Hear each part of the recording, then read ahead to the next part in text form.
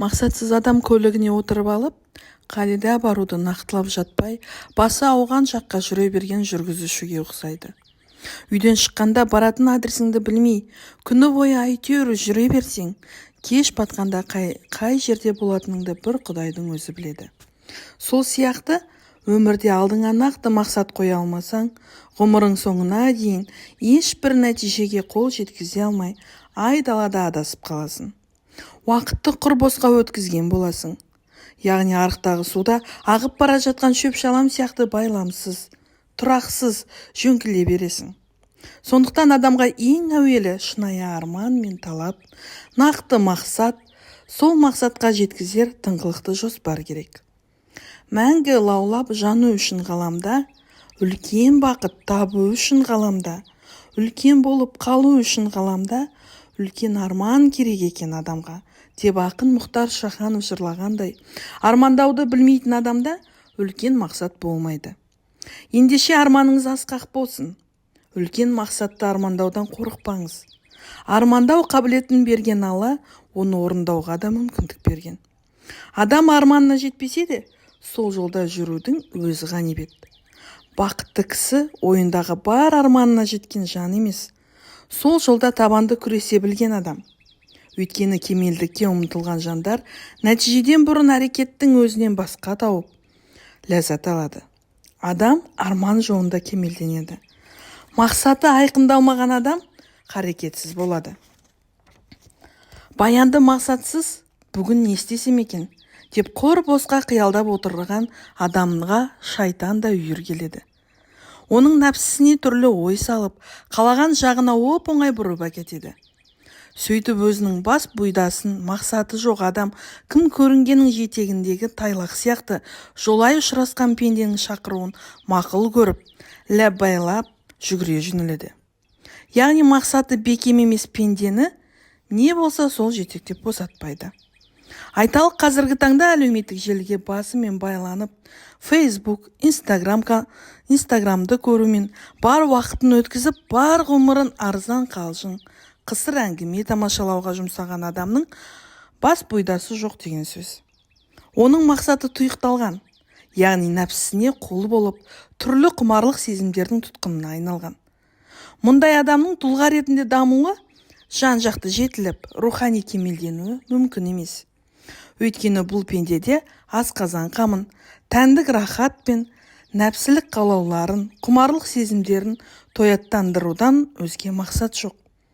Одан асып басқа нәрсе ойлай алмайды.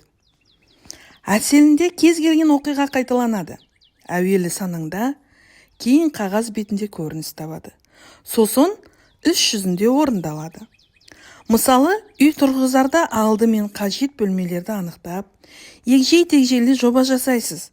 Олай болмаған жағдайда құрылыс біткенше неше рет өзгеріс жасап, тіпті қайта бұздырып, әуре сарсаңға түсесің.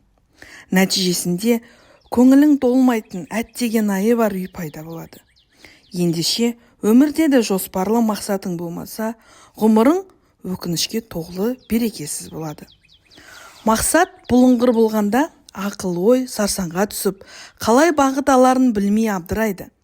Бұндай күйге түскен адам күш қайраты мен жігерін қажеті жоқ нәрселерге жұмсайды.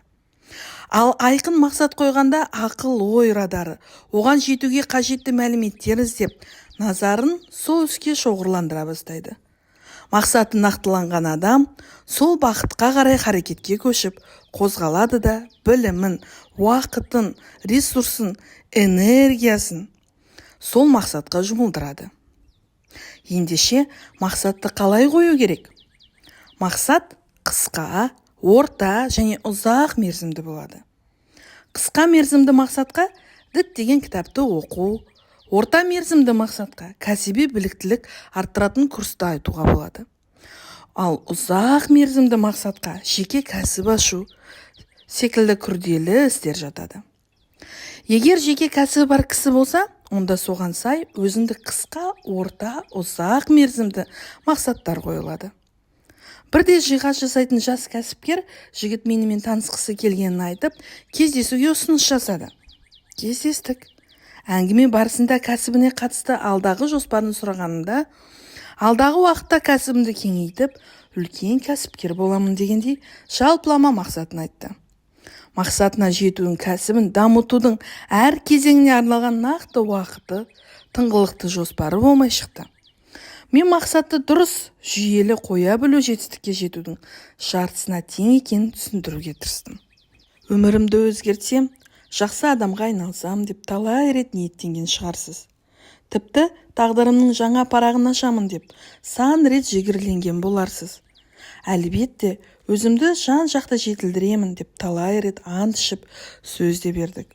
Бойымдағы жаман әдеттерімді тастаймын, кертартпа мінезден арыламын деп те тәуекелге бел буып кірісіп те кеттік. Бірақ әр кез жанбай жатып өше бердік. Себебі әр адам өзінің арманына, мақсатына 100% сенбегендіктен. Ниет жақсы, талпыныс күшті болса, арманымыз биік, мақсатымыз нақты болса, кез келген мақсатқа жетіп, өзімізді биік шыңдардан көрсетуге болады екен.